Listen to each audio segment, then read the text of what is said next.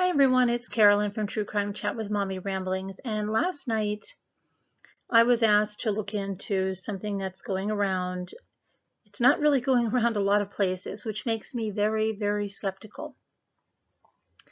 But I thought I would cover what is out there, let you guys know that I'm still very skeptical about it, and see if you have found any more documentation or anything relating to this. So what's happening now is that OK Magazine is the only source other than these pop-ups like Newsbreak and K News, which are just basically small time, like a blog that just reports obscure, sometimes untrue articles. Like, it's not a good source. So that makes me skeptical right off the bat. The second thing that makes me skeptical about this is that this discipline report, which we'll talk about in just a second here, was found in Reddit. And the complete form is not there. Now, we all know it's very easy to even get a hold of a form like that and fill it out with information. And it's easy to go ahead and edit that. And you know what they do on here, right? The teacher was getting, fake polygraphs. So just because something's like that doesn't make it so. I will tell you that I looked up the sergeant that was supposed to be in charge of filling that out, and I did find her government salary for the year 2017. I did look up their inmate numbers, and they are correct. I then went further in and looked up this Dylan Tallman, did see his many lawsuits that he has against people that work there. And so, I'm going to tell you what is out there, and I will keep digging to see, why wouldn't this be covered on other channels? That's always and by channels, I don't mean on YouTube. I mean news stations is what I meant to say. I'm sorry. Why is there nothing more about it there? It could just be, I don't know, but we'll have to see. Right now I'm saying take it with a grain of salt, and we'll see, how credible it is. But let's take a look at what's going on. So apparently Chris Watts got disciplined. This was back in July 6th of 2020, after his underwear and what they are calling lube. It was Vaseline, and Vaseline is not really supposed to be used with, latex products as in protection. I'm going to choose my words carefully on YouTube because it can actually disintegrate them. So, whether they use that in the prison for that, that's not something that I know of. Other things were found in his cell, and apparently when they questioned Chris, they did find, well, they knew they were Chris's briefs, Fruit of the Loom briefs, because his name was in the back of them.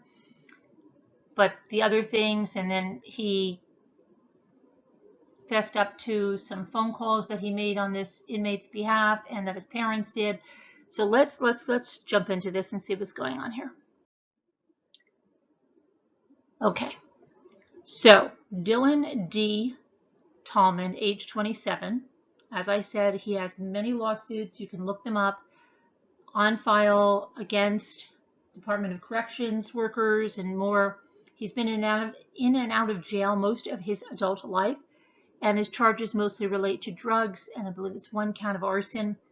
Now, he wants to be transferred to a mental health facility now from this maximum security prison.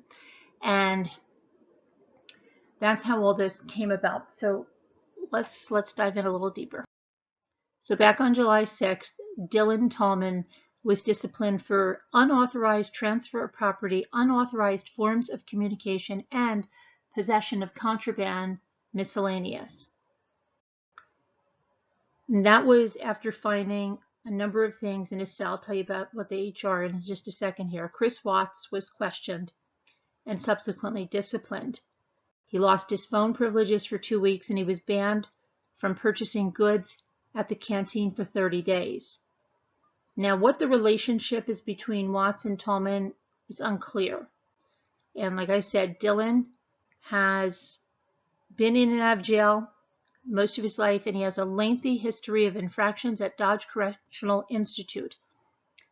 He is currently suing multiple employees at Dodge, and that's again how this incident came to light.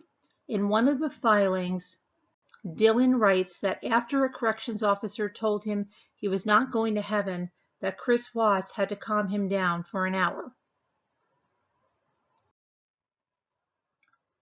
And Dylan says that he will drop all his complaints if the state will agree to transfer him from the maximum security prison to a mental health facility. So he's never been charged with a violent felony,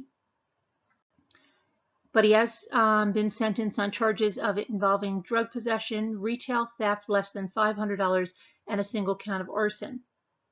Now, he's also a self-published author. You can find a book on Amazon, and it's about his life. And he and Chris Watts allegedly are working together on a book of prayers.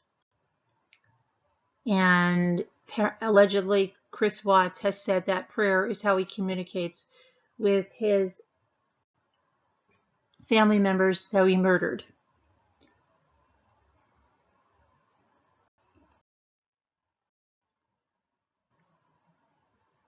Now, the reason that Dylan was punished as he was back in July more severely than Chris is because, like I said, he's had multiple infractions before.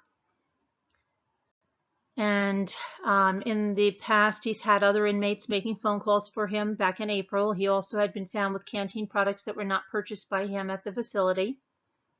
So when Christopher Watts was questioned by Sergeant Mueller, and they did that because the boxers that they found were labeled with his name, Chris Watts admitted to giving Tallman his personal books, hygiene products from the canteen, toothbrush, petroleum jelly, shampoo, soap, coffee, and his own personal Fruit of the Loom boxers. Chris Watts also admitted to calling Dylan Tallman's mother for him on his behalf, and having Ronnie and Cindy Watts call or message Dylan Tallman's mother and girlfriend. Now, per the Department of Corrections handbook, inmates are not allowed to make telephone calls for other inmates, and that Chris Watts was aware that he cannot give another inmate his property and did not have permission to give any items away. And that's why he lost his phone privileges and the ability to purchase from the canteen for 30 days. This is Chris Watts' first major infraction since he was transferred to Dodge. And like I said, for Dylan, he has many infractions.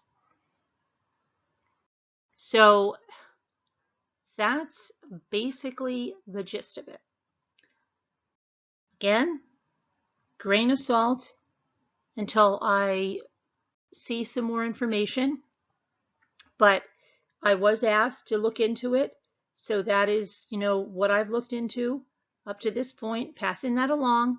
Please put in the comments if you've heard anything further or you've seen it on more credible sources than OK Magazine or Reddit. Okay? I hope everyone has a good day. I'll talk to you guys later. Bye-bye.